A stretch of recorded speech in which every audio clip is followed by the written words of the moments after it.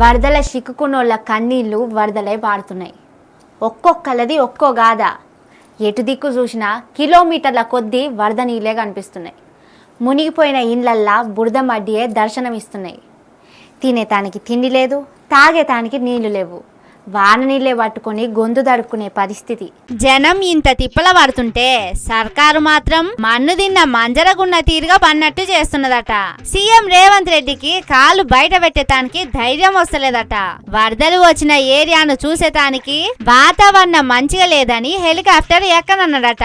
అధికారంలో ఉన్న సీఎం అట్లుంటే ప్రతిపక్షంలో ఉన్న మాజీ మంత్రి హరీష్ రావు ఎట్లా తిరుగుతున్నాడో చూడుర్రి.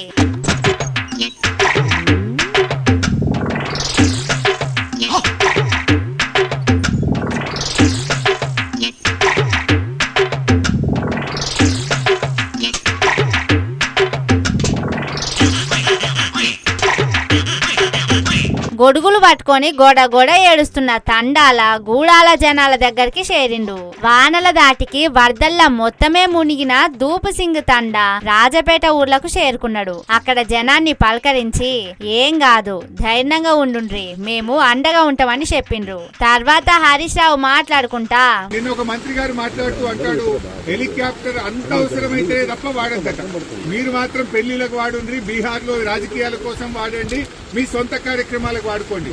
ఆనాడు ఖమ్మం జిల్లాలో కూడా హెలికాప్టర్ పంపకపోతే ప్రాణాలు పోయినాయి.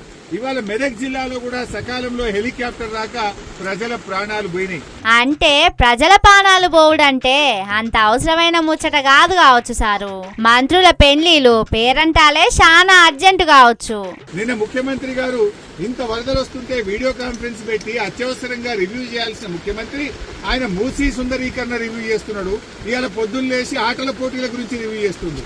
ఒక దిక్కు ప్రజల ప్రాణాలు పోతున్నాయి, తాగడానికి నీళ్లు లేవు.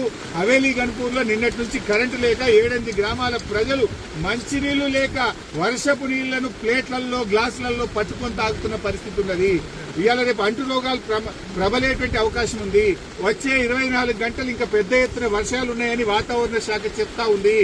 అంత ప్రమాదం ముంగడ పెట్టుకొని ఆటల పోటీల మీద రివ్యూలు చేసుడేంది? రాజ్యం గాలిపోతుంటే రాజు శలికత్తలతోని శంగున ఎగిరినట్టే చేస్తున్నాడట. వరద సహాయక చర్యల మీద మనసు లేదట సీఎం కు. ప్రభుత్వం ఇప్పటికైనా మేల్కొని అత్యవసర చర్యలు చేపట్టి ప్రజలను కాపాడుకోవాలి. ప్రజలకు త్రాగునీరు అందించండి, ప్రజలకు అవసరమైన ఆహార పొట్లాలను పంపించండి, హెలికాప్టర్లను అందుబాటులో పెట్టండి. ఎందుకంటే బాగా తడిచి ఉన్నది, ఇప్పటికే నీటి ప్రవాహం ఉంది. ఇంకా వర్షం ఏమన్నా కొద్దిపాటి వర్షం ఎక్కువ పడ్డా కూడా మరి చెరువులు గాని తెగేటువంటి ప్రమాదం ఉంటది కనుక అన్ని జాగ్రత్తలు ప్రభుత్వం తీసుకోవాలని చెప్పి కోరుతా ఉన్నాం. ఎంత కోరినా ఏం లాభం సారు. సర్కారు చెద్దరి కప్పుకొని మొద్దు నిద్రపోతున్నది. వడ్లు వాగుల పోతేంది, గడ్డి గంగల కలుస్తేంది అన్నట్టు చేస్తున్నది. హరీష్ రావు సారు ఊర్ల పొంటి తిరిగి జనానికి ధైర్యం చెప్తుంటే BRS working president KTR Gambhiraopet Mallareddypet bridge మీద నుంచి అప్పర్ మానేరు వరదను చూసిండు. సర్కారు ఎమ్మటే వరద సాయం చేయాలని డిమాండ్ చేసిండు.